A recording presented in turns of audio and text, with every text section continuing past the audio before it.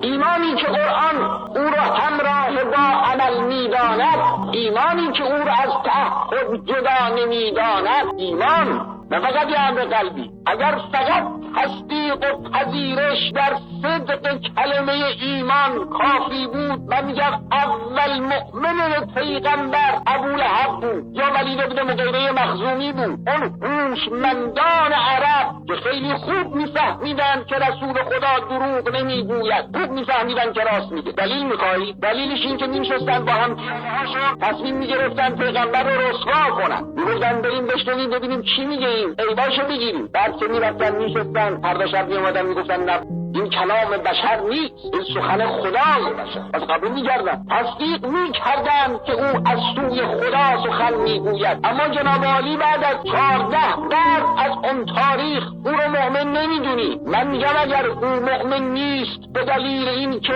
این ایمانش، این قبولش، این تصدیقش با تعهدهای متناسب همراه نبوده، آیا ما مؤمنیم؟ در حالی که تصدیق ما هم با تعهد متناسب همراه نیست. چی فرمایید شما؟ اگر فقط تشخیص و ایمان قلبی و باور کافی بود، امر آس باید اول شیعه عالم باشه. امر آسی که ماجرای قدیر خم را یا به چشم دیده یا از کسانی که به چشم دیده اند شنیده. من و شما بعد از 13 قرن خورده ای این ماجرا رو تو کتاب ها فقط میخونیم. امر آسی که درباره امیرالمؤمنین شعر میگه، امر آسی که در دم احتضار در اون حساس ترین ساعتها و لحظه هایی که برای ذهن یک انسان مطرح است اظهار ندامت میکنه، اظهار پشیمانی میکنه، میگه دینم رو به دنیای معاویه فروختم، با علی که میدانستم حق دست جنگیدم. از امر آس به نظرم عمیق‌تر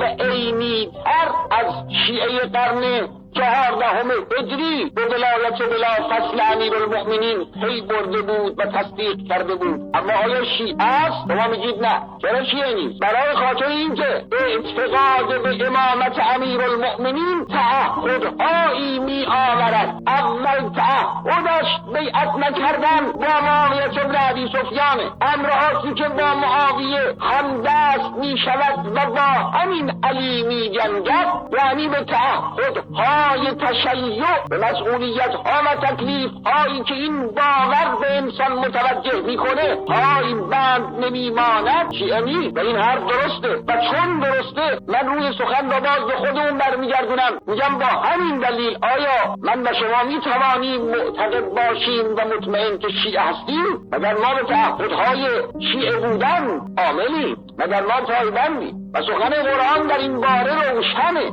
و بی تردید و بی ابهام صریحاً نفی می کند ایمان را از اون کسانی که به طور مطلق پایبند به تعهدات ایمانی خود نیستند. بنابراین ایمانی که در اسلام معتبر است ایمان زاینده و تعهد آفرینه. اون ایمانی است که با تعهدهای عملی همراه باشد. اگر همراه نبود منتظر نتیجه هایش هم نباش، منتظر نصرت در دنیا نباش، منتظر امنیت در دنیا نباش. الذین آمنوا ولم یلبسوا ایمانهم بظلم اولئک لهم الامن. الذین آمنوا، اون کسانی که ایمان آوردند ولم یلبسوا ایمانهم بظلم، با ستمگری ایمان خود رو نیامیختند، اولئک لهم الامن، امنیت برای آنهاست. اون ایمانی که با ستمگری همراهه امنیت بر نمیدارد. اون ایمانی که تعهد در کنارش نیست نصرت به مؤمن نمیدهد،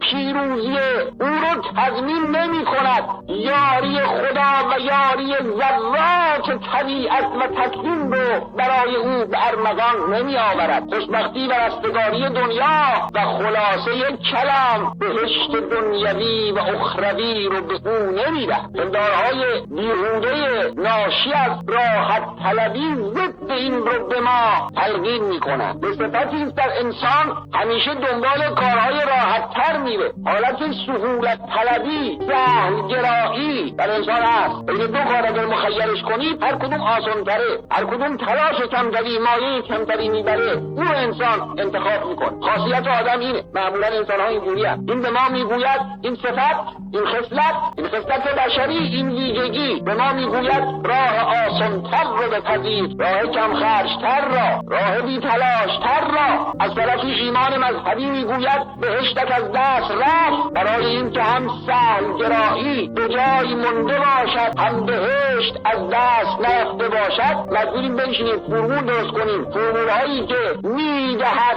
رفتن آدم بیکاره تنبل را به بهشت. ما این فرمول‌ها وای میسیم جوام میدیم، آخرش هم نمید. فقط وقتی به بهشت نرفتیم میفهمیم که فرمول‌ها غلط. من میگم حالا یه تغییر نظری بکنیم، ببینیم آیا واقعا این فرمول‌ها درسته.